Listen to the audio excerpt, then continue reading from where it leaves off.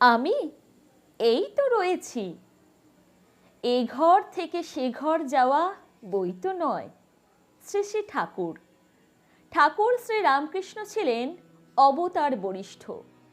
ঠাকুর নিজ মুখে মাকে বলেছেন, আমি এই তো রয়েছি। এ ঘর থেকে সে ঘর যাওয়া বই তো নয়।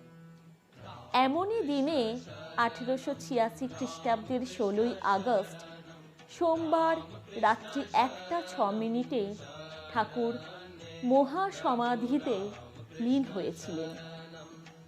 ঠাকুরের মহাসমাধির পরদিন শ্রী সারদা দেবী বিধবার বেশ ধারণ করতে যাচ্ছেন।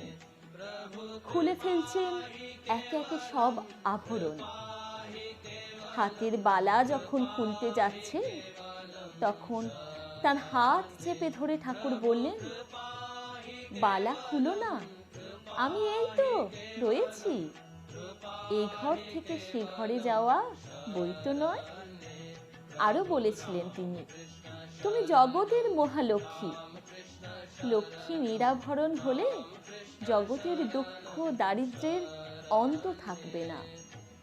শ্রী সারদা দেবী জীবনের শেষ দিন পর্যন্ত ওই স্বর্ণ আভরণ দেহে ধারণ করেছিলেন। অপ্রত্যাশিতভাবে ঠাকুরের দর্শন পেয়ে আর তাঁর মুখের কথা শুনে সকলেই বুঝলেন প্রকৃতপক্ষে ঠাকুরের মৃত্যু হয়নি।